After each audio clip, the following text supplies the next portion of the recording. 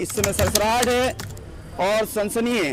कारण विपिन पांडे हिंदूवादी नेता है। विपिन पांडे हालांकि उन्होंने थोड़े दिन पहले भाजपा से निष्कासित कर दिया था और पुलिस उनको लेके आई है। तक हम जो विपिन के सगे संबंधी हैं, विपिन पांडे जी की वाइफ यहाँ मौजूद है। ये नैनीताल पुलिस ने मेरे पति को पता नहीं गुंडा बनाने का काम क्यों किया है।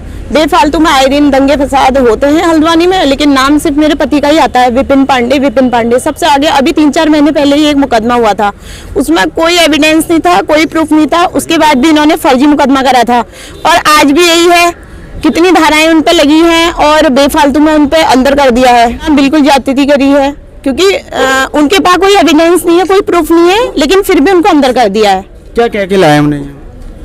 उनको ये कह के लाए हैं कि आपने पोस्ट डाली थी और क्या कहते हैं जो दंगा हुआ था और उस पे उनको अरेस्ट कराया और धाराएं लगाई हैं। सीएम साहब से अपील कोई?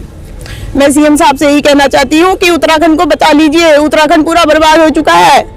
ये पुलिस प्रशासन ने पूरा हल्द्वानी, पूरा उत्तराखंड बर्बाद कर दिया। अपराधियों के साथ इनका हाथ होता है। निर्दोष व्यक्तियों को इनको अंदर करने का काम ये पहले कर रही है, पहले भी करती आई है, अभी भी इन्होंने यही करा है। मेरे छोटे छोटे बच्चे हैं और मैं अपने बच्चों को घर छोड़ के आई हूँ। रात को ताला लगा के थी, रात को महिला कोई घर से बाहर निकली और कोतवाली में खड़े हैं हम, और फिर भी हमारी कोई सुन नहीं रहे। बेफालतू में इन्होंने धाराएं लगा दी है और बोल रहे हम आपकी कोई हेल्प नहीं कर पाएंगे, कल कोर्ट में आना, पेशी होगी, ये वो।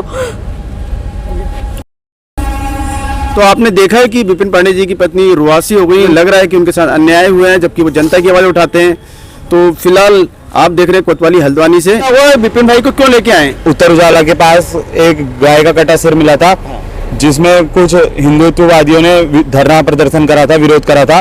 तो उसके सिलसिले में 20 से 30 पुलिस वाले आते हैं, ना कुछ उनके पास वारंट ना कुछ, सीधा विपिन पांडे जी को उठाकर यहाँ कोतवाली लाते हैं। 1.5-2 घंटे हो गए हैं हमें यहाँ खड़े खड़े, ना उनसे मिलने दिया है। कितने बजे लाए उनको 6:30 बजे उठा लिया था। और घर से नहीं उठाया, बाजार से ही उठा लिया था। 20 से 30 पुलिस वाले आते हैं और अब यहाँ आके कह रहे हैं कि केवल पूछताछ कर रहे हैं, कोई धारा नहीं लगी है, ये नहीं लगा है, वो नहीं लगा है। पूरी रात यहाँ बैठा रखा है। आपको पूरी जानकारी नहीं दी जा रही है? ना जानकारी दी जा रही है, ना कोई पुलिस वाला कुछ बताने को तैयार है।